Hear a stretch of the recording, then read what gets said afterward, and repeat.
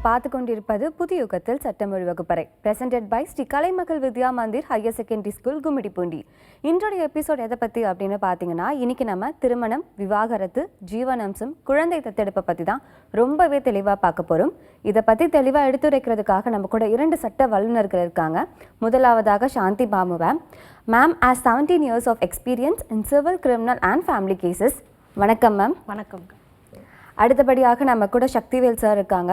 Sir has 12 years of experience in corporate, civil, criminal, family and bank laws.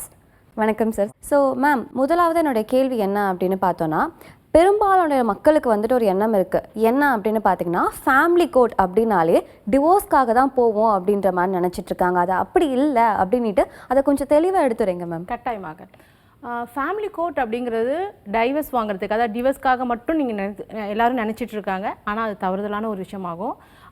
Family court அப்படிங்கிறது குடும்ப நல நீதிமன்றம், குடும்பத்துடைய நலத்தை காப்பதற்காக உள்ள ஒரு ஜஸ்டிஸ் கொடுக்க வேண்டிய நீதிமன்றம் என்பதால் அது வந்து சேர்ந்து வாழ்வதற்காக அதில் மனு தாக்கல் செய்யலாம். ஒரு கணவர் வந்து ஒரு மனைவியை கைவிட்டு வீட்டை விட்டு திரட்டி விடுகிறார். ஆனால் மனைவி வந்து கட்டாயமாக தான் கணவனோடு தான் வாழ வேண்டும் என்று முடிவு செய்தால் அதற்காக அவங்க சேர்ந்து வாழ்கிறதுக்காக ஒரு பெட்டிஷன் ஃபைல் பண்ணலாம்.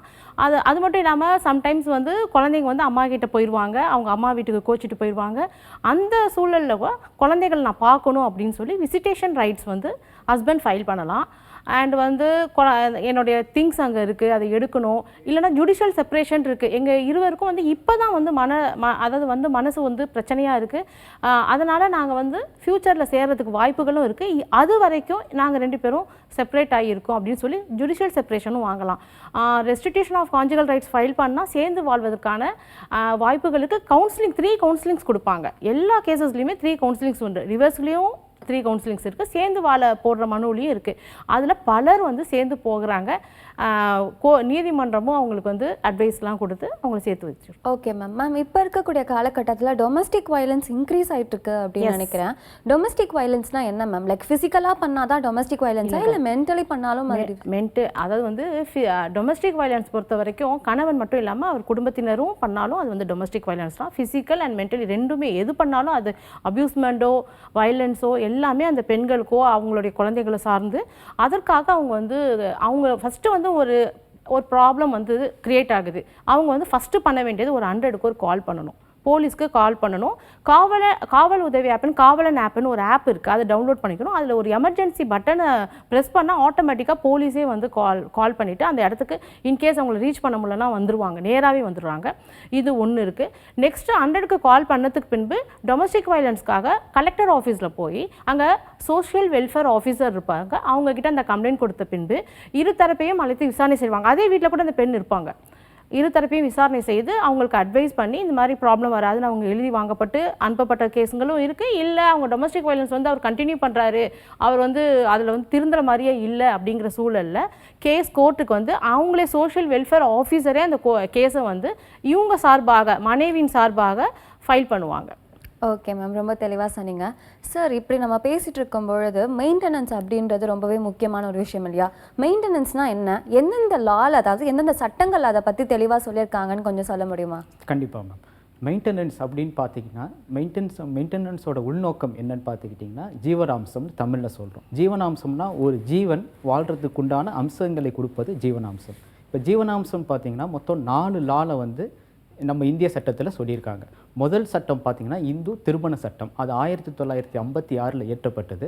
அதில் பார்த்திங்கன்னா ஒரு ஒய்ஃபுன்னு மட்டும் இல்லாமல் ஒரு ஹஸ்பண்ட் கூட தனது மனைவிடம் இருந்து ஜீவனாம்சம் பெறுவதற்கு அதில் ஒரு வழிமுறை செய்து வச்சிருக்கிறாங்க.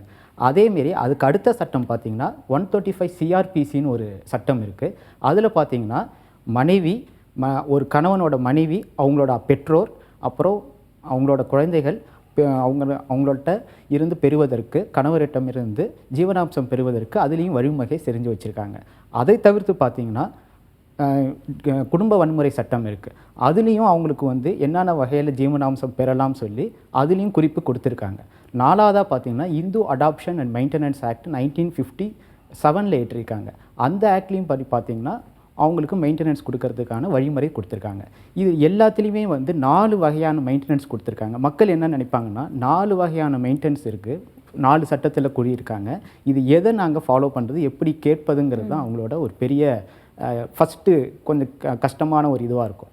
அது எப்படி பார்த்துருக்காங்கன்னா 4த்தையும் அவங்க பிரிச்சிருக்காங்க. ஒரு லாலையும் ஒரு சட்டத்துலேயும் அவங்களுக்கு வந்து ஒரு யார்ட் ஸ்டிக் கொடுத்துருக்காங்க, ஒரு அளவுகோல் கொடுத்துருக்காங்க. இவங்களுக்கு வந்து சஃபிஷியன்ட் மீன்ஸ் இல்லை, இண்டிபெண்ட் இன்கம் இல்லை, அப்படிங்கும்போது அவங்க வந்து அதர் பார்ட்டி, அதாவது ஹஸ்பண்ட்கிட்ட வந்து எனக்கும் குழந்தைக்கும் அதில் முக்கியமாக ஒரு மெயின்டெனன்ஸில் கவர் ஆக வேண்டியது என்னென்னு பார்த்துக்கிட்டிங்கன்னா, ஃபஸ்ட்டு வந்து ஃபுட்டு, நெக்ஸ்ட்டு க்ளோத்திங், நெக்ஸ்ட்டு வந்து ஷெல்டர், அப்புறம் மெடிக்கல் எக்ஸ்பென்சஸ், அப்புறம் குழந்தைங்களோட படிப்பு செலவு. இந்த 5ஐயும் வந்து மெயின்டெனன்ஸுங்கிறது கண்டிப்பாக கவர் பண்ண வேண்டியும். இப்போது வந்து சுப்ரீம் கோர்ட்லலாம் என்ன சொல்லியிருக்காங்கன்னு பார்த்துக்கிட்டிங்கன்னா, அஃபிடவிட் தாக்கல் சொல்லியிருக்காங்க. அதாவது ஒரு ஹஸ்பண்டோட உண்மையான பண நிலவரம் என்ன, அவரோட ஃபினான்ஷியல் ஸ்டேட்டஸ் என்னன்னு சில பேர் ரிவீல் பண்ண மாட்டாங்க. அவங்க ரிவீல் பண்ணுறதுக்காக தான் அசெட்ஸ் அண்ட் லைபிலிட்டிஸ் வந்து தாக்கல் செய்ய சொல்கிறாங்க. அதாவது அது வந்து ஹஸ்பண்டும் பண்ணணும், ஒய்ஃபும் செய்யணும். அது 2 பக்கமும் தாக்கல் செய்யும்போது கோர்ட் ஒரு நிர்ணயிக்கும் இந்த அமௌண்ட் வந்து ஒய்ஃப் வந்து கொடுக்கணும் அப்படின்ட்டு. அதேமாரி ஸ்டாண்டர்ட் ஆஃப் லிவிங், ஒரு நாள் வந்து ஹஸ்பண்ட் வீட்டில் வாழ்ந்தாலும் அதே ஸ்டாண்டர்ட் ஆஃப் லைஃப் வந்து ஹஸ்பண்ட் வந்து தன்னோட ஒய்ஃபுக்கு கொடுக்கணும். அது வந்து இத்தனை நாள் வாழ்ந்தேன், இவ்வளோ நாள் வாழ்ந்தேங்கிறது என்றைக்குமே மெயின்டெனன்ஸில் கணக்கு கிடையாது மேம். ஓகே சார், ரொம்பவே தெளிவாக சொன்னீங்க. நம்ம தொடர்ந்து பேசுவோம் மேம். ஒரு காலர் இணைஞ்சிருக்காங்க. வணக்கம். எனக்கு மேரேஜ் ஆகி 2 இயர்ஸ் ஆகுதுங்க மேம். ஓகே. எனக்கு அவங்களுக்கும் ப்ராப்ளம் இருக்கு. ஓகே. மென்டல் க்ரூயல்ட்டி அந்த மாதிரி, ப்ளஸ் அவங்க வந்து எக்ஸ்டர்னல் அஃபேர் இருந்தது. ஓகே. என்னோட சர்டிஃபிகேட்ஸும் கோல்டும் அவங்க கிட்ட இருக்கு. நான் இன்னும் கேஸ் ஃபைல் பண்ணல. அது எப்படி நான் அவங்க கிட்ட வாங்குறதுன்றத பொறுத்து. நீங்க அவரை விட்டு பிரிந்து வாழ்றீங்களா, அதே வீட்டில் வாழ்றீங்களாமா? இல்ல, நான் செப்பரேட்டா தான் மேம். செப்பரேட்டா இருக்கீங்க. உங்களுடைய ஜுவல் வந்து அவர் வீட்டில் இருக்கு, கரெக்ட்டுங்களா? Plus certificates ma'am. சர்டிஃபிகேட்ஸ், ஓகேங்க. நீங்கள் உங்களுடைய ஜூரிஸ்டிக்ஷனில் உங்கள் வீட்டில் நீங்கள் இப்போ குடியிருக்கீங்களா, உங்கள் கணவன் வீட்டோடைய ஜூரிஸ்டிக்ஷன்லையோ இல்லைனா நீங்கள் குடியிருக்கிறதுல 0 FIR கூட ஃபைல் பண்ணுவாங்க. அந்த இடத்துல போய் நீங்கள் கம்ப்ளைண்ட் கொடுக்கணும். இந்த மாதிரி அதாவது மகளிர் காவல் நிலையம் இருக்கும், அங்கே வந்து என்னுடைய இந்த மாதிரி சர்டிஃபிகேட்ஸ் அண்ட் ஜுவல்ஸை வந்து என் ஹஸ்பண்ட் வீட்டில் இருக்குது. நாங்கள் எத்தனை வருடங்களா பிரிஞ்சிருக்கீங்க? 6 months ஆகுது. 6 months ஆகுது. இது மாதிரி 6 மாதமாக நாங்கள் பிரிஞ்சிருக்கோம். குழந்தைங்கள் இருக்காங்களா? இல்லை மேம். சரிங்க. நீங்கள் 6 மாதமாக பிரிஞ்சிருக்கேன், இந்த மாதிரி என்னோட நகையெல்லாம் அவங்கக்கிட்ட இருக்குது, அதை வந்து எனக்கு மீட்டு கொடுங்க அப்படின்னு சொல்லி நீங்கள் மகளிர் காவல் நிலையத்தில் ஒரு புகார் அளித்து நீங்கள் அதை பெற்றுக்கொள்ளலாம். இல்லை அப்படின்னா நீங்கள் வந்து நீதிமன்றத்தில் ரிட்டன் ஆஃப் ஆர்டிக்கல் அப்படிங்கிற ஒரு பெட்டிஷனை ஃபைல் பண்ணி அதன் மூலமாக நீங்கள் வந்து இந்த மாதிரி என்னுடைய ஜுவல்ஸ்லாம் அவர்கிட்ட இருக்குது, என் சர்டிஃபிகேட்ஸ்லாம் இருக்குன்னு சொல்லியும் நீங்கள் பண்ணலாம். ஆனால் நீங்கள் ஃபஸ்ட்டு வந்து போலீஸ் ஸ்டேஷனுக்கே போங்க, அங்கேயே உங்களுக்கு வந்து அவங்கள்ட்ட வந்து வாங்கி கொடுத்துருவாங்க. சர்டிஃபிகேட்ஸ்லாம் வந்து கட்டாயமாக உங்களுக்கு கொடுத்தே ஆக வேண்டிய, கட்டாயமாக கொடுத்து ஆகணும். ஓகே மேம், ரொம்ப தெளிவாக சொன்னீங்க. அவங்களுக்கு பயனுள்ளதாக இருக்கும். இன்னொரு காலரும் இணைஞ்சிருக்காங்க, அவங்க கிட்ட பேசிடலாம். வணக்கம். ஹலோ, வணக்கம் மேடம். வணக்கம் சார், எங்கேருந்து பேசுகிறீங்க? திண்டுக்கல்லேருந்து பேசுகிறோம் மேடம். சொல்லுங்கள் சார், உங்களுக்கான சந்தேகம். எனக்கு கல்யாணம் முடிஞ்சு 50 நாள்லேயே அந்த பொண்ணு அடல்ட்ரியில் இருக்கவள. ஓகே. அடல்ட்ரியில் எனக்கு தெரிய வருது. தெரிய வந்தோடனே அவங்க வீட்டில் கூப்பிட்டு சொல்கிறோம், ஒத்து வரல. திரும்ப நான் 10 பவுன் நகை போட்டிருக்கேன். ஓகே. கல்யாணம் மேரேஜுக்கு அந்த நகையை கொண்டு போயிட்டவள. இப்போ 1.25 வருஷம் ஆச்சு மேடம். கேஸு ஏன் அந்த பிள்ளை டொமஸ்டிக் வயலன்ஸ் அப்ளை பண்ணியிருக்கவள. நான் restitution of conjugal rights apply பண்ணியிருக்கேன்.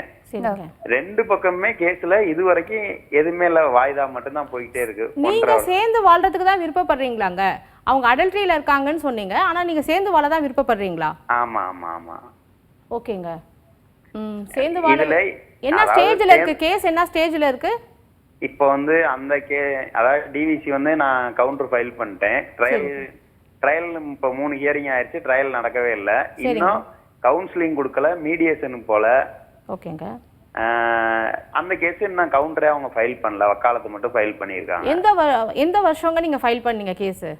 2024 ஜூன் மாதம் ஃபைல் பண்ணது. ஆக்சுவலாக 3 இயரிங்ஸ் பார்ப்பாங்க கவுண்டர் ஃபைல் பண்ணுறதுக்கு. அப்படி இல்லைன்னா கவுண்டர் ஸ்டேஜை க்ளோஸ் பண்ணிவிட்டு ட்ரையல் ஸ்டார்ட் பண்ணிடுவாங்க. உங்களுக்கு இப்போ 1.5 years இருக்கும் நீங்கள் சொல்கிறத பார்த்தா. அப்படி இருந்தது இதுக்கு ரொம்ப நாளாக இந்த கவுண்டர் ஃபைலிங்லேயே தள்ளி போகுது அப்படின்னா நீங்கள் கோர்ட்டில் ரெப்ரசென்ட் பண்ணணும். 14% நீங்கள் ஒவ்வொரு இயரிங்கும் அப்பியர் ஆவீங்க. அப்பயே நீங்கள் ஜட்ஜுக்கு முன்னாடி சொல்லலாம், பல நாட்களாக இவங்க வந்து கவுண்டர் ஃபைல் பண்ணவே இல்லைன்னு சொல்லி. அப்படி பல வருடங்களாக உங்களுக்கு கேஸ் நடக்குது அப்படின்னா நீங்கள் ஹைகோர்ட்டில் ஒரு டைரக்ஷன் வாங்கலாம், எனக்கு வந்து சீக்கிரமாக இந்த கேஸை முடிச்சு கொடுக்கணும் அப்படின்னு சொல்லி கூட நீங்கள் ஆர்டர் வாங்கலாம். நீங்கள் கவுண்டர் ஸ்டேஜை க்ளோஸ் பண்ணிவிட்டு நெக்ஸ்ட் ட்ரையலுக்கு போகணும்னு நீங்கள் ஜட்ஜுக்கிட்ட சொன்னீங்கன்னா 3 இயரிங்ஸ் மேலே ஆனதுன்னா கட்டாயமாக ட்ரையலுக்கு கொண்டு வந்துருவாங்க. ட்ரையல் வந்தனா குறுக்கு விசாரணை இதெல்லாம் முடிஞ்சதுக்கப்புறம் உங்களுக்கு ஈஸியாக ஜட்ஜ்மெண்ட் கிடைச்சிடும். தொடர்ந்து பேசுறதுக்கு முன்னாடி ஒரு காலர் இணைஞ்சிருக்காங்க, அவங்க கிட்ட பேசிடலாம். வணக்கம். ஹலோ, நான் சென்னையிலேருந்து பேசுகிறேங்க. சொல்லுங்கள் சார் உங்களுக்கான சந்தேகம். இது எனக்கு என்ன சந்தேகம், எனக்கு வந்து என்னுடைய 2வது மருமகள், அதாவது என்னோட பையனுக்கு கல்யாணம் ஆகி 10 வருஷம் ஆச்சு மேடம். ஓகே. அவருக்கு வந்து அவருடைய கல்யாணம் ஆன பிறகு 10 வருஷமா அவர் பிரிஞ்சு தான் இருக்காரு. 1 வருஷம் தான் முதல்ல அவர் 2 பேரும் சேர்ந்து இருந்தாங்க. ஓகே. என்ன காரணத்தினாலனா அந்த she cheated by saying she is physically handicapped, little bit slow and கண்ணு பார்வை தெரியாது அப்படின்னு தான் சொன்னாங்களே தவிர ஆக்சுவலா வந்து she is unfit for family life. அவங்களுக்கு கொடுத்தன வந்து பல்லாவரத்தில் வச்சுட்டாங்க. என் வீட்டுல வந்து குரோம்பேட்டில் என்னோட வீட்டுல இருக்கு. இதுல வந்து என் பையன் மட்டும்தான் இருக்கான், அவனோட இருக்கான். அவன் ஒய்ஃபும் அவங்க அம்மாவும் அங்க தனியா இருக்காங்க. நாங்க 10 வருஷமா மெயின்டெனன்ஸ் மாதிரி மாசம் பணம் அந்த வீட்டுக்கு வாடகை கொடுத்துட்டு இருக்கோம். இப்போ வந்து 10 வருஷமா ஆனதுனால 2 பேருமே சேர்ந்து வர்றதுக்கு விருப்பப்படாததுனால பிரியறதுக்கு நாங்க விருப்பப்படுறோம். என்ன ப்ரொசீஜர்ங்கிறத எனக்கு சொல்லுங்க. அதாவது 2 வருடங்களுக்கு மேலாக ஒருத்தங்க பிரிஞ்சிருந்தாங்கன்னா டெசிஷன் கிரவுண்ட்ல வந்து இந்த கேஸ் ஃபைல் பண்ணலாம். அதாவது இவங்க 2 வருடங்களாக மேலாக எந்த ஒரு நபர் வந்து 2 கணவன் மனைவி பிரிஞ்சிருந்தாலும் அதன் அடிப்படையில் அதை ஒரு அடிப்படை காரணமாக கொண்டு நீங்கள் வந்து டிவர்ஸ் பெட்டிஷன் ஃபைல் பண்ணலாங்க. இந்த பிரிந்திருந்ததுக்கான இதெல்லாம் உங்கள்கிட்ட டாக்குமெண்ட்ஸ்லாம் இருக்கா? இவங்க 2 பேரும் பிரிஞ்சிருக்காங்கன்னா அவங்க மெயின்டெனன்ஸ் கொடுத்துட்டு இருக்காங்க மேடம். ஓகேங்க. அப்பனா நீங்க தாராளமா உங்களுடைய கட்டாயமா நீங்க வந்து கோர்ட்ல போயிட்டு டிவோர்ஸ் கேஸ் ஃபைல் பண்ணலாம். இந்த கிரவுண்ட்ஸ்ல 2 வருடங்களுக்கு மேலாக பிரிந்து இருக்கின்றோம் என்ற காரணத்தினால் எனக்கு இந்த மாதிரி வந்து டிவோர்ஸ் கொடுக்கணும் அப்படின்னு சொல்லி ஒரு பெட்டிஷன் ஃபைல் பண்ணலாங்க. கட்டாயமா இந்த பிரிந்து இருந்தால் கிடைக்குங்க. ஓகே மேம், ரொம்ப தெளிவா சொன்னீங்க. இன்னொரு காலரும் இணைஞ்சிருக்காங்க. வணக்கம். எங்க சிஸ்டருக்கு மேரேஜ் ஆகி 8 இயர்ஸ் ஆச்சுங்க. ஓகே. அவங்க வந்துட்டு செப்பரேட்டாக இருக்காங்க, ஒரு 3 இயர்ஸ் ஆங்க. ஓகே. அவங்களுக்கு வந்து ஒரு பேபி இருக்கு. ஓகே.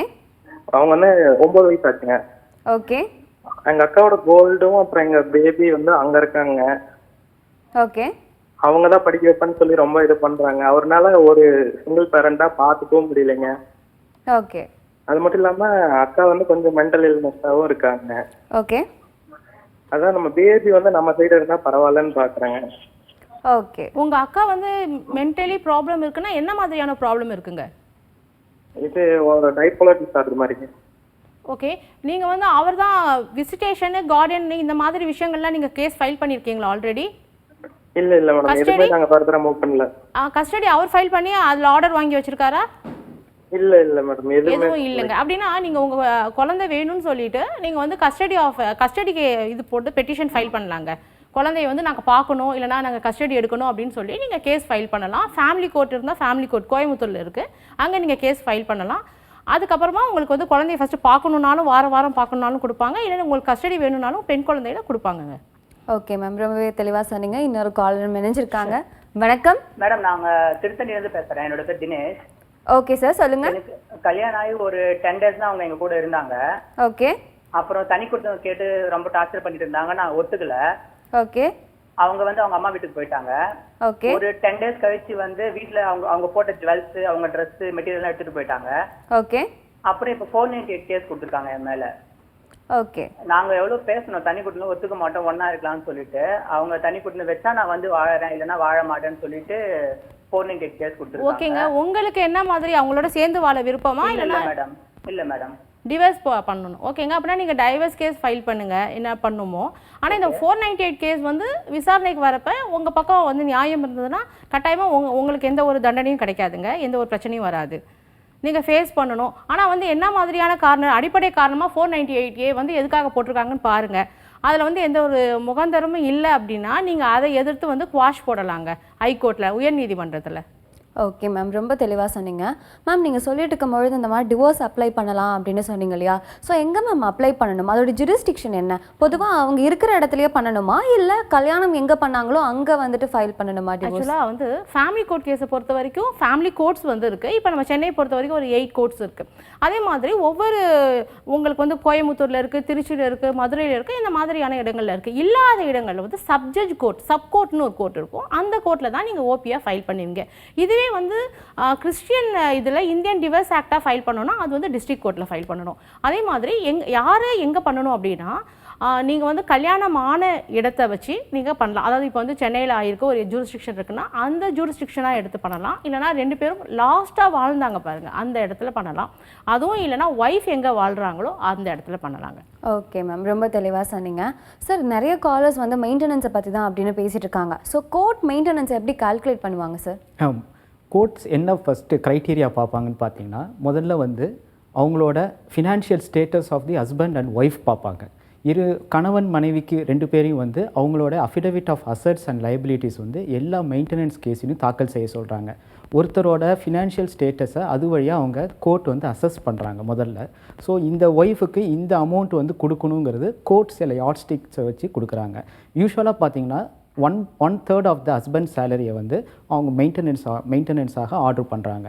இன்னொன்று ஒரு க்ரைட்டீரியா பார்த்தீங்கன்னா, முதல்ல வந்து எப்போ வந்து ஒய்ஃப் ஃபைல் பண்ணுறாங்களோ மெயின்டெனன்ஸ் பெட்டிஷன் அந்த டேட்லேருந்து அவங்க கால்குலேட் பண்ணுவாங்க.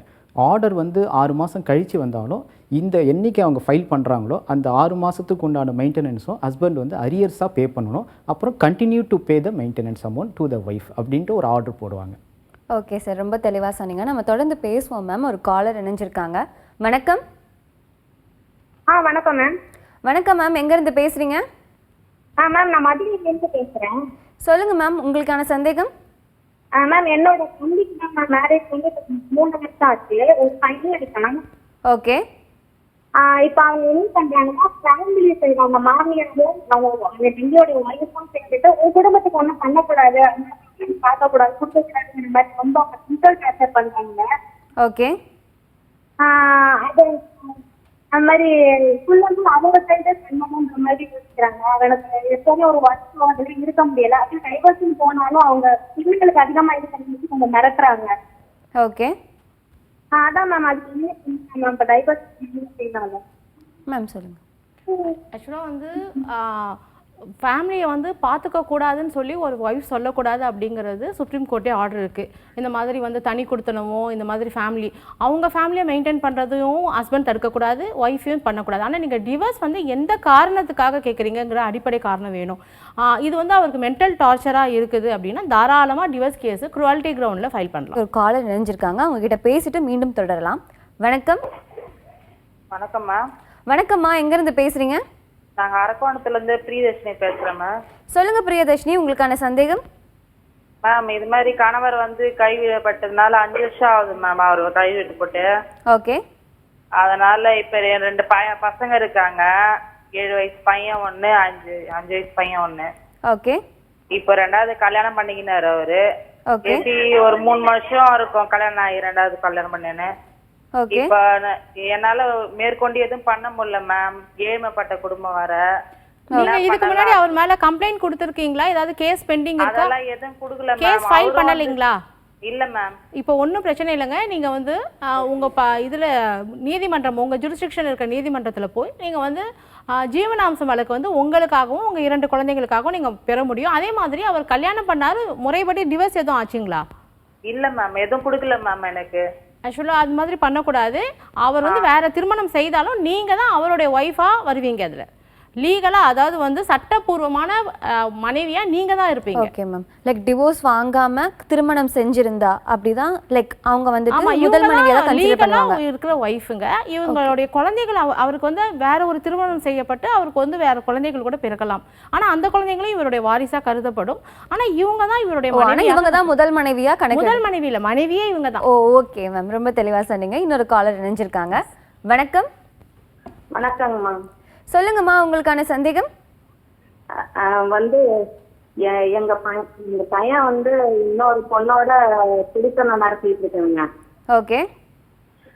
வந்து கல்யாணம் பண்ணி 8 வருஷம் ஆகுதுங்க. ஓகே. ஆனா இந்த மருமகளுக்கு ஒரு பொம்பளை பிள்ளை ஒரு பையன் இருக்காங்க. ஓகே. வந்து எங்களுக்கு தெரியாமையே வேலைக்கு போன இடத்துல எங்க பையன் வந்து வேற ஒரு பொண்ணு கூட தொடர்புல இருந்து தனியா போயிட்டு இப்போ ஒரு குடும்பம் நடத்திட்டு இருக்காருங்க. ஓகே. இப்ப எங்க பையன் வந்து எங்ககிட்ட வரணுங்க. அப்படின்னா நீங்க சேர்ந்து வாழ்வதற்காக ஒரு மனு வந்து குடும்ப நல நீதிமன்றத்துல தாக்கல் செய்யணுமா நீங்க? சரிங்க. குடும்ப நல நீதிமன்றத்தில் சேர்ந்து வாழ்வதற்காக வரும் மனுவும் அந்த மனுவிலே வந்து எனக்கு இடைக்காலமாக ஜீவனாம்சம் வேணும், குழந்தைகள் இந்த கேஸ் வந்து நடந்து முடிகிறதுக்கு 1 வருடங்கள் ஆகலாம், அதுவரை எனக்கு வந்து என் குழந்தைகளுக்கும் பராமரிக்கிறதுக்காக ஒரு தொகை வேண்டும் என்றோ உங்களுக்கு அவர் எதுவும் பணம் கொடுக்குறாரா?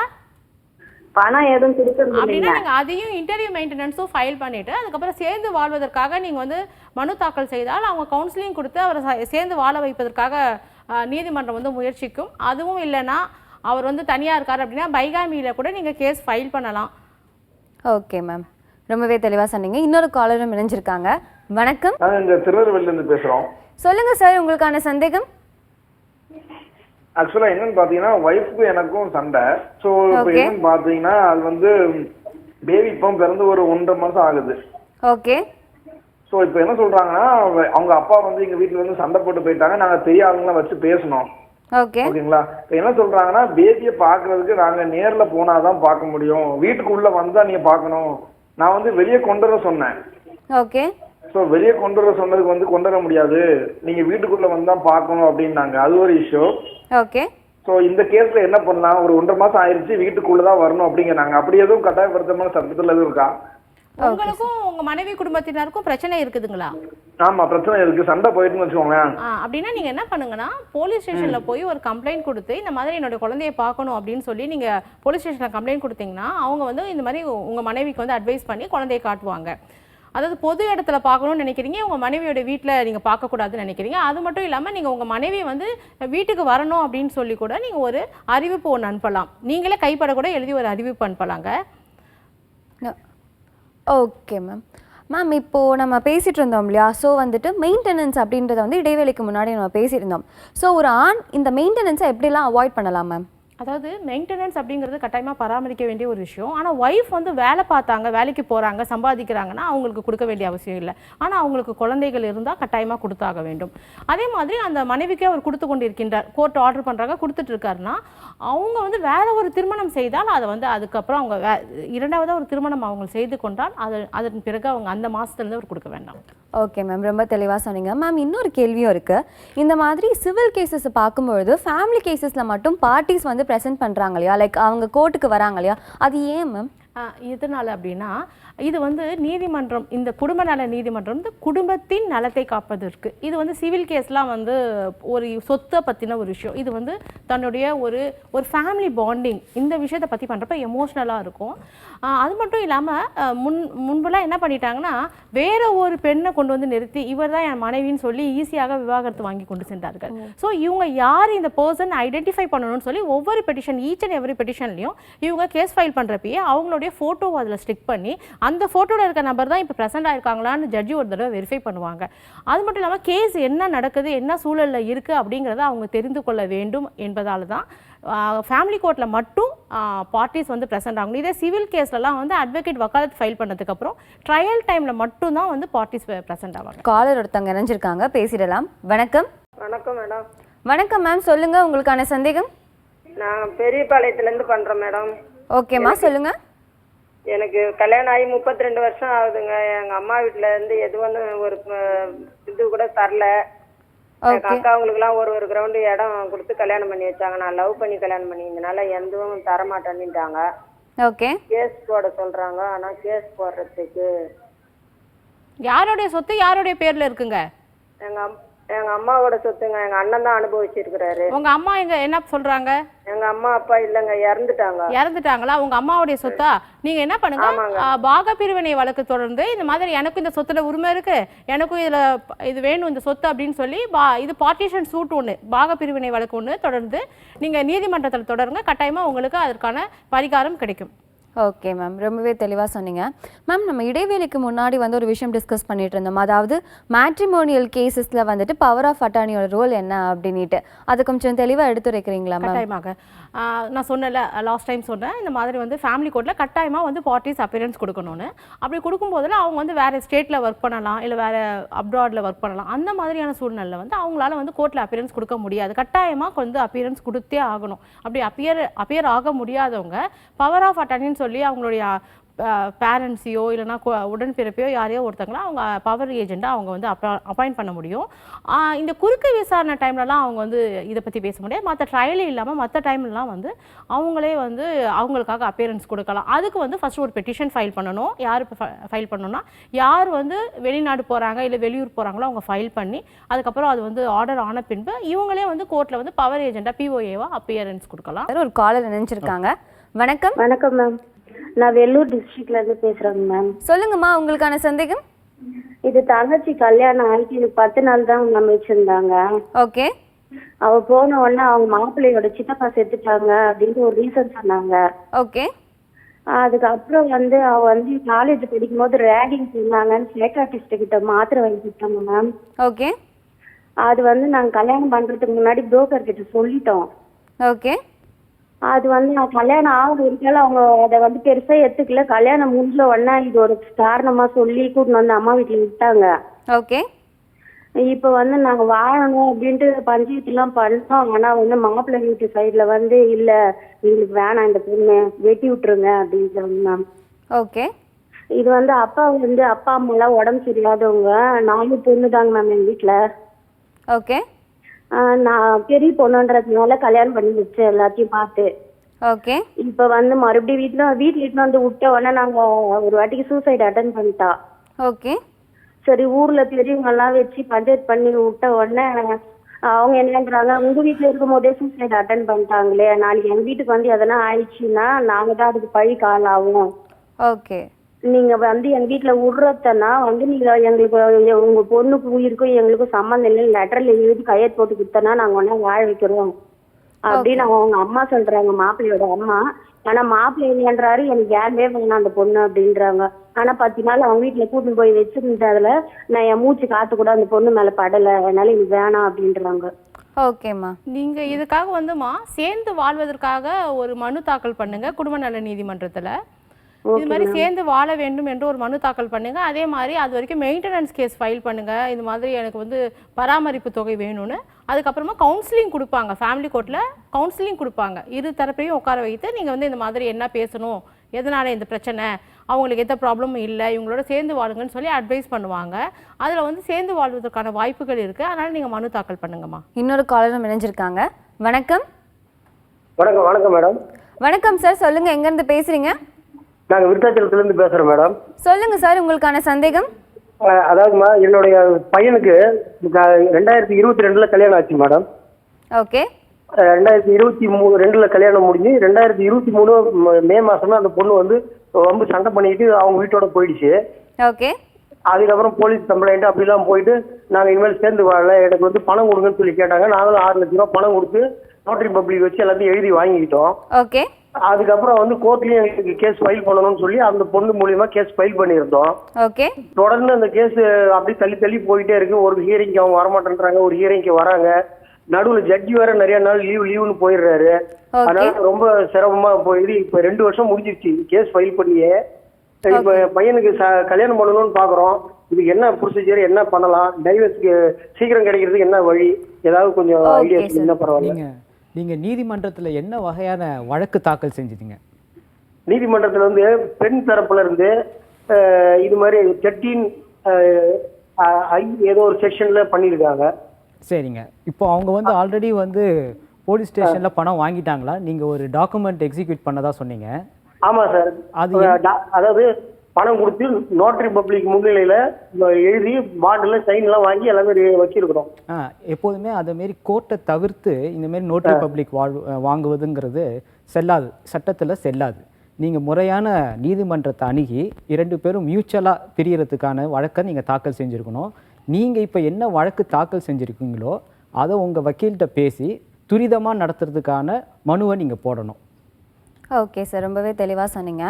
கால் பேசுகிறதுக்கு முன்னாடி நம்ம பார்த்துருந்தோம், மேம் வந்துட்டு பவர் ஆஃப் அட்டார்னி அப்படின்ற ஒரு விஷயத்த கேட்டாங்க. அதில் ஒரு சந்தேகம் சார், இன்கேஸ் ஒரு கணவனோ மனைவியோ ஃபாரினில் இருக்காங்க அப்படின்னா இங்கே இருக்கக்கூடிய கணவனோ மனைவியோ எப்படி வந்துட்டு அந்த கேஸ் ஃபைல் பண்ண முடியும்? ஒரு பவர் ஆஃப் அட்டார்னி ஃபாரின்லேருந்து இங்கே எப்படி வர முடியும்? எக்ஸ்பென்சஸ்லாம் இருக்கு இல்லையா சார், எந்த மாதிரியான ப்ரொசீஜர் வச்சுட்டு அவங்க பேலன்ஸ் பண்ண முடியும்? இப்போது ஃபாரினில் வந்து ஒரு கணவனோ மனைவியோ ஒரு எம்ப்ளாய்மெண்ட்டுக்காகவோ இல்லை எஜுகேஷனுக்காகவோ அங்கே இருக்கும்போது கேஸ் வந்து சென்னையிலையோ இல்லை தமிழ்நாட்டிலேயோ நடக்குதுன்னு வச்சிங்களேன், அவங்க வந்து அவங்களோட அப்பாவுக்கோ அம்மாவுக்கோ இல்லை எனி பர்சனுக்கு அவங்க ஒரு பவர் ஆஃப் அட்டார்னி ஃபாரின்லேருந்து எக்ஸிக்யூட் பண்ணலாம். அந்த ஃபாரின்லேருந்து எக்ஸிக்யூட் பண்ணுற பவரை இங்கே வந்து இந்தியாவில் அவங்க வந்து அட்ஜுடிகேட் பண்ணணும். அங்கே இருக்கிற நோட்ரிக்கு முன்னாடி அவங்களோட சில டாக்குமெண்ட்ஸ் வச்சு ஃபஸ்ட்டு அவங்க அங்கே நோட்ரி வாங்கணும். எந்த ஃபாரின் கண்ட்ரியில் இருக்காங்களோ அங்கே வாங்கினதுக்கு பிறகு அங்கேருந்து அந்த பவர் ஆஃப் அட்டார்னி டாக்குமெண்ட்டை ஒரு கொரியரில் எந்த பர்சனுக்கு அவங்க கொடுக்குறாங்களோ அந்த பர்சனுக்கு அவங்க வந்து கொரியர் பண்ணணும். அந்த கொரியர் டாக்குமெண்ட் அசிட்டிஸ் அதை வந்து சில எஸ்ஆர்ஓ வந்து பிரிக்கக்கூடாதுன்னு சொல்கிறாங்க. பிரிக்காமல் எந்த பர்சனுக்கு வாங்குறாங்களோ அந்த ஏஜென்ட் வந்து அவங்களோட எஸ்ஆர்ஓவில் எடுத்துகிட்டு போயிட்டு அந்த பவரை அங்கே அட்ஜுடிகேட் பண்ணணும். அட்ஜுடிகேட் பண்ணதுக்கப்புறம் அந்த காப்பியை வச்சு அவங்க ஒரு மனு போட்டுடணும். கோர்ட்டில் ஒரு மனு போட்டாங்கன்னா அதுக்கப்புறம் அந்த கேஸை அவங்களே கண்டக்ட் பண்ணிக்கலாம். மேம், எனக்கு ஒரு சின்ன சந்தேகம். லைக் கார்டியன்ஷிப்புக்கும் கஸ்டடிக்கும் என்ன மேம், லைக் அடாப்ஷனுக்கும் என்ன மேம் டிஃப்ரென்ஸ்? ஆக்சுவலாக அடாப்ஷன் அப்படிங்கிறது தத்து எடுக்கிறதுக்கு. கார்டியன் அப்படிங்கிறது ஒரு குழந்தை வந்து அப்பா அம்மாவே கூட கார்டியன் வாட்ஸில் போட்டு வாங்கலாம். கார்டியனுங்கிறது தாய் தந்தை இல்லாதவங்கள பார்க்குறதும் கார்டியனில் தான் வரும். இப்போ வந்து யாராவது இறந்துருப்பாங்க, இருவரும் ஒரு ஆக்சிடென்ட்டில் கூட இறந்துருப்பாங்க, அவங்க தாத்தா பாட்டி வளர்ப்பாங்க, இதை வந்து கார்டியன்லேயும் சொல்லலாம். தத்தெடுப்பது அப்படிங்கிறது தன்னுடைய குழந்தை என்று குழந்தைக்கு வந்து பேரண்ட்ஸ் இல்லாமல் ஏதாவது ஒரு அனாதை ஆசிரமத்திலையோ வேறு இடத்துல இருந்து அடாப்ட் பண்ணுறது, இல்லை சொந்தக்காரவங்களுக்குள்ள இருந்து அடாப்ட் பண்ணுறது அடாப்ஷன். கார்டியன் வேறு, அடாப்ஷன். ஓகே மேம், ரொம்பவே தெளிவாக சொன்னீங்க. சாந்தி மேமுக்கும் சக்திவேல் சாருக்கும் சட்டம் ஒரு வகுப்பறை குழுவின் சார்பாக எங்களுடைய மனமார்ந்த நன்றிகள். ரொம்ப எளிமையாக எல்லாருக்கும் சொன்னீங்க. நன்றி மேம். நன்றி sir. Instagram, WhatsApp, YouTube, Facebook போன்ற இணையதளங்களில் கூட எந்தெந்த நாள் எதை பற்றி பேச போகிறோம் அப்படின்ற எக்ஸாக்ட் ஷெட்யூல் போட்டிருக்காங்க. அது மூலியமாக எந்தெந்த நாள் எந்தெந்த கேள்வியை கேட்கணும் அப்படின்றதையும் நீங்கள் பார்த்துக்கலாம். இது சட்டம் ஒரு வகுப்பறை, presented by Shri Kalaimagal Vidya Mandir higher secondary school, Gummidipoondi.